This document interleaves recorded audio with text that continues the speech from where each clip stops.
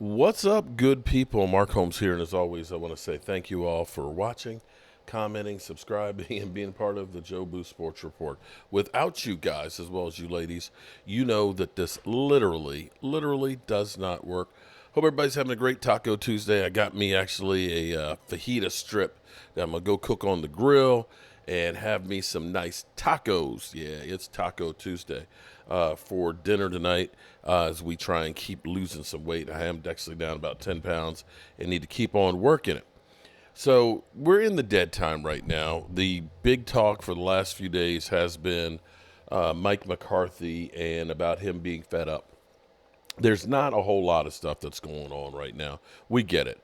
We're only a month away from training camp opening up. Oh, my God. Actually, less than a month because it opens on the 24th. Today is the 25th.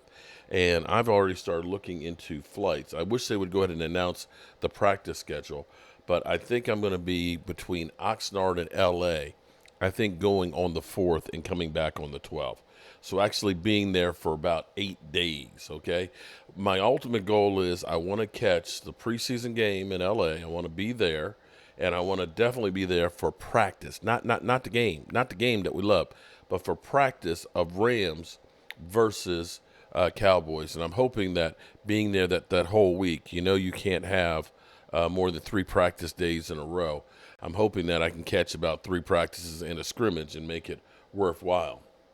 But I was sitting here going through because we have, of course, CeeDee Lamb, who has been in the league a year longer than Micah Parsons, who has yet to get paid, who's on his 5th-year option year. We got Dak Prescott, who is going to be an unrestricted free agent if the Cowboys don't get a contract to him by March of next year, or possibly if they don't get it done before the season starts. It may be a case where he literally says, you know what, I'm done until after the season's over, and I'm going to see what I'm going to see. That leaves Micah Parsons, and a lot of people say you got to go ahead and pay Micah Parsons. We know Justin Jefferson has gotten a $35 million a year deal and has gotten paid. And you look at it and you say, well, the Cowboys, we know that the Cowboys don't like to get ahead of contracts unless it's lesser players. When it's somebody who's injured, like Terrence Steele, okay, let's lock him down because they didn't necessarily. Well, actually, they did. He was almost. No, he wasn't. That was after his 2nd year, I think they locked him down. Or was it 3rd year? No, maybe it was the end of his contract. But typically, the Cowboys don't like to pay somebody while their contract is still going. So if they were to pay Micah Parsons this year, this is not typical for them. That being said, there's a list out here by Al Cartons, who put this out. According to now, this is the boys at Pro Football Focus, their highest grade players from the 2021 draft, and this is the list. And I want to go through this right now. They have Penny Sewell, unbelievable tackle, who has a 92.8. The Detroit Lions already this year, 3rd year, have gotten him a new contract. And Penny Sewell's contract is he got a 4-year, $120 million extension. Wow. So a little over $30 million for a left tackle. And he looks to be the part. He looks to be an ultimate beast. And he is definitely worthwhile there. Micah Parsons is the number 2 rated player per Pro Football Focus at a 92.4, so just slightly behind. We also know that as an edge rusher or a hybrid linebacker, that he is 2nd in sacks. Him and Reggie White are the only 2 that have had 12 or more sacks their first 3 years in the NFL. Now, be that as it may, Micah Parsons, no contract extension yet. Houston, Nico Collins is the next one, who's a 91.4. 91.4, almost a point below where did it just go? Almost a point below Micah Parsons, right? And Nico Collins has gotten his contract extension.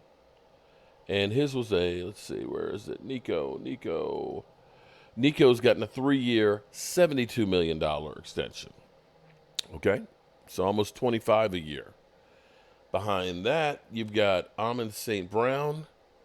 And St. Brown, 4 years, $120 million. Bam. Another 30 burger. Number 5, they have Miami's Javon Holland. He has not gotten a contract extension, but he'll be a free agent after this year. He wasn't a top-tier draft pick. And then at number 6, you got Jalen Waddle, and Jalen Waddle just signed an extension, a 3-year, $84 million contract. So what I'm basically saying is everybody in the top 5 as far as performing right now in the NFL from the 2021 draft has gotten a contract extension except for Javon Holland and Micah Parsons. The other teams are looking at it and saying, this is our guy. Let's lock him down. We, on the other hand, are Cowboy fans and say, let's trade the bum. Here's the thing. Here's the problem with the Cowboys. It's not that you don't get great players. You do. The thing is in football,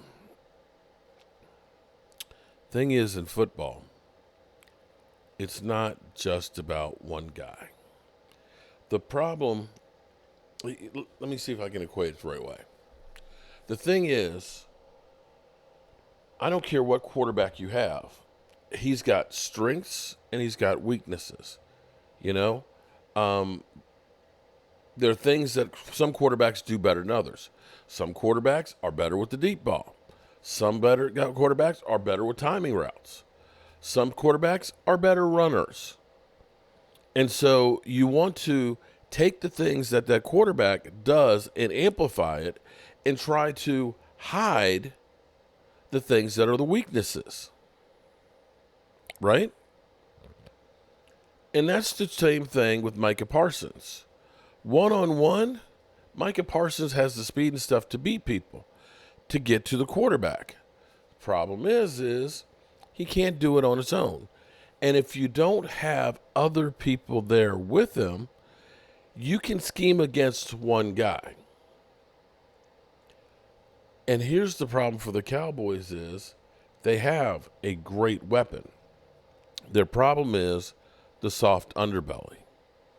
If you get a good, stout defensive line, you can maximize the talent of Micah Parsons by being able to move him around all over the place and have guys that can stop the run, whereas his job is get upfield and get into the quarterback. If that quarterback can't step up, Micah Parsons has got 20 sacks. 20 sacks. And for those out there talking about how Micah Parsons is not having postseason success, well, T.J. Watt in the playoffs is 0-4 himself. Now, I will say it's mainly because the team has not been good. Big Ben has gone off a cliff, or had gone off a cliff. They haven't been able to find a quarterback to replace that's be able to play well enough. And that's one of those cases where you realize it's not about having just one great player. It's not. It is a team, and you have to be stout everywhere. And that's the downfall of the Dallas Cowboys. All right, good people. Just trying to get a little bit ahead of Dan Salio here, because I have to do the show, of course, with them tomorrow. I forgot I got to be on the road tomorrow doing some, oh, shit. I'm going to need to get up and leave early tomorrow and get to work because I got to get back by 3:30 so I can deal with this guy. Anyway, good people, hope you all are having a great day, and I will see you soon. Peace out.